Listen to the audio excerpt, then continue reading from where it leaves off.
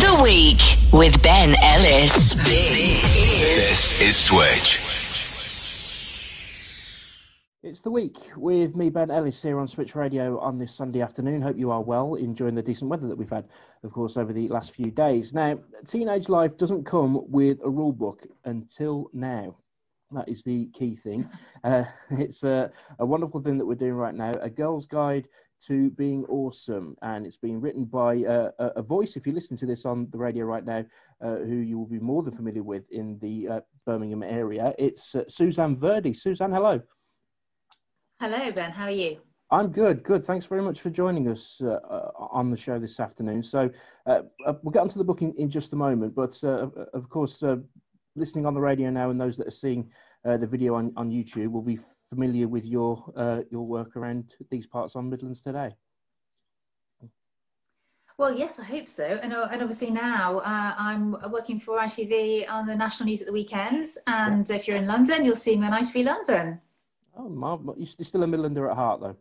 I was still a Midlander at heart, and I live in Worcestershire, so you don't get rid of me that easily. Oh, that's marvellous. So we'll get onto the book in just a second. Where I work in the office, which I haven't been too much during the lockdown period, it's right next door to the mailbox where the BBC comes from. So I'm kind of, when I pop out for lunch, I'm kind of starstruck anyway. I see Nick Owen quite a lot, and I want to go and talk to him, but I just sort of. I get shy, but there we go. You should go and talk to him. He's a lovely chap. He'd welcome a chat at any time, tell you. Thank you very much indeed. So the book, A Girl's Guide to Being Awesome. Tell us more. Well, it is pretty much what it says on the cover. It's a girl's guide to being awesome. And I think that, especially girls, I have to say, don't always feel awesome. I say in my book that everybody is born awesome, but it gets a little bit knocked out of us as we grow up. It was chipped away at somebody sometimes by people telling us that we're not good enough here and there. And then we start to believe that. And then we chip away at our own awesomeness. What we need to do is build it back up. And that's what I try and do in the book. I mean, we know at the moment, mental health issues, obviously compounded by COVID, are a real issue. But they always have been, really, for teen girls, and especially with social media, the rise in online porn, people are watching at school even, can you believe that?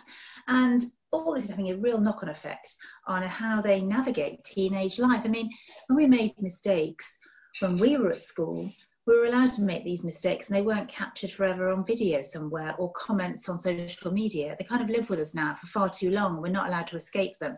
So my book is basically a big guide to all sorts of stuff that you encounter as a teenager, and particularly the things that affect teenage girls. So we're talking body image, we're talking self-esteem, we're talking all those kind of things, because although I totally get that teenage boys have a real struggle with growing up, and I'm not decrying that for one second, we look at girls, 166,000 girls in the UK by the time they're age 14 are actually suffering with depression. These are government figures compared to 66,000 boys. And while that's horrendous, there is 100,000 more girls that are suffering. So it does show that these things compound, particularly for girls. Is this your first foray into writing? No, it's my second book, actually. My first book was along very similar lines, but this one has been picked up by a publisher, Summersdale, which I'm absolutely thrilled about because they've added so many graphics to it. They've made it interactive. They've made it really appealing to the eye and very, it's a lovely thing to pick up. I mean, I enjoy picking up and reading it. In fact, I gave it to a friend of mine who's a grown-up too, and she said to me, do you know what? I've got a lot out of this book too. It's inspired me as well. And that's, you've written something and you wrote it a while ago, and when the book actually arrived, I'd written it a couple of months before, while it was being printed, and it arrived, and I was reading it thinking, gosh, did I really write this? And I empowered myself. How strange is that, Ben? Indeed. Is it the kind of thing where you come up with the idea where I wish something like this had been around during my teenage years? Yeah, I think, if I'm really honest, I don't think my teenage years or anybody sort of like who's been growing up, who's an adult now, would have had such difficult teenage years. Social media is a real difficult thing to try to navigate and make sense of, even as an adult. So how we expect children to do that without some sort of guidance I think it's pretty impossible, really. And we all know that when we're teenagers, there's only a certain amount of things that we often want to talk to our parents about.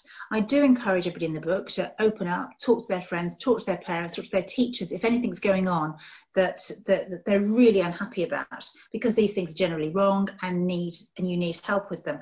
But the book is there to try and empower girls to not to tell them what to think at all, but to make them think for themselves and think, how do I want to be treated? How should I be treated?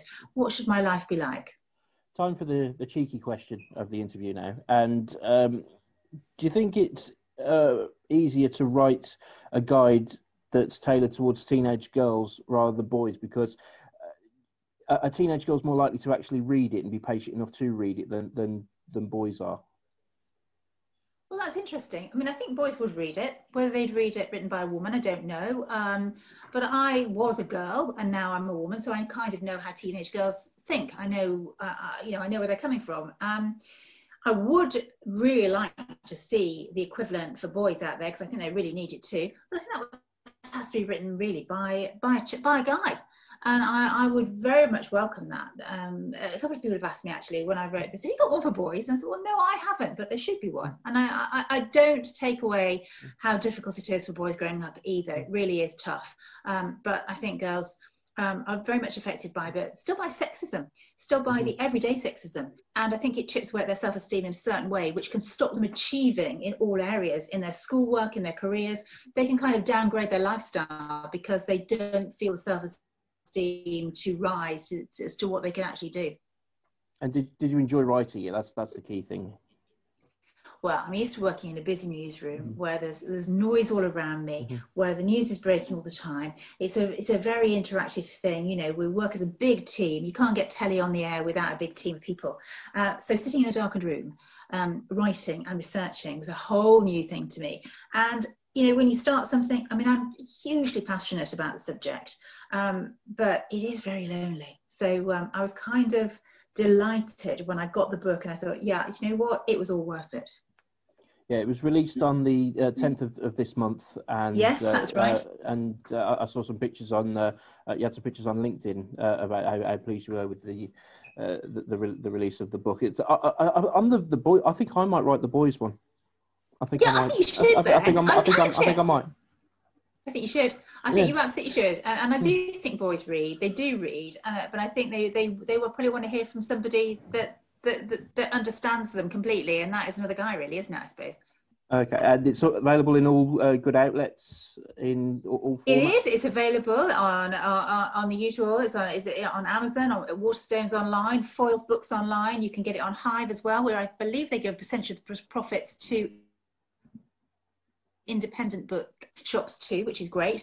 So if you Google it, you'll find it, and it's pretty easy to find. Well, we certainly wish you the best with it. A Girl's Guide to Being Awesome, written by Suzanne Virdee, a Midlander at heart, and we're delighted to have you on our show this week, Suzanne. Thank you very much. Thank you very much for having me, Ben. Pleasure. More great videos from the week. Make sure you subscribe to our channel. It's down here somewhere. And don't forget, you can catch us on the radio every Sunday between 12 and 2 on FM across Birmingham, 107.5, on mobile, on DAB and online. We're made for Birmingham. This is Switch Radio.